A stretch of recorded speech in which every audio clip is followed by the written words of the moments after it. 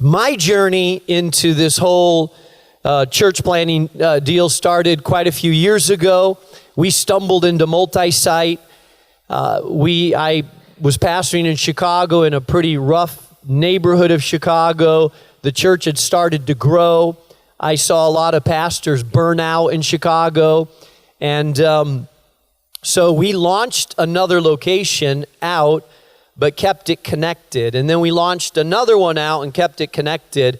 And then I got a call from someone from Leadership Network saying, hey, would you like to join this learning community? We've identified something we're calling multi-site, and there's churches around the country that are doing it.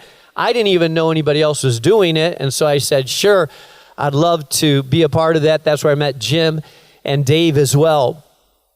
As we got going down this road of planting churches in a city like Chicago, we stumbled onto something in about, it was around 2000, the year 2001. I got a call from a older gentleman in his 70s who called me up and said, hey, Mark, you don't know me, but I've heard about what you're doing in Chicago, and I want to know if you're willing to come up and help us. And I said, help you? Not really sure what you mean by that. He said, well, we've been around for over 100 years. We have a great history. Our name is Galilee Baptist Church. He said, but we've hit on hard times. I've been the chairman of the board for about 35 years. We're down to about 30 people. We've tried to remodel the stage. We've tried to bring in a young seminary graduate, but it's not working. And people are dying or moving to Florida.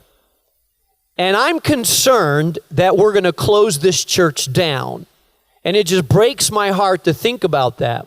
And so I said, sure, Chuck. His name was Chuck. I said, I'll go and meet with you. And so I drove up to the north side, about 45 minutes away from where I live. This was a gentrified community. The average age in the community was probably about 25. Young professionals, secular in Chicago. But when you walked in the auditorium, the music was sort of from the 1950s. Beautiful people that loved Jesus, but not connecting with the upscale young professionals in the neighborhood. And Chuck said to me, we don't know what to do. We have a great history. Can you help us? I said, Chuck, I don't know if I can help you. I mean, if you're asking me or us to come and pastor senior citizens, I think we'd do a terrible job at that. I think I'd offend them. They probably wouldn't like the music. I just think that's not our sweet spot. I mean, I look at the neighborhood and say, wow, I'd be excited to try to reach people in this community, but I don't know if we can reach people in the community and shepherd the older saints in the church. I just don't know if we can do that. And so, through a series of circumstances, I said, Chuck, if you help me with the older people, we'll try to reach the new people in the community. And that was the very first time we did what we've come to call a restart.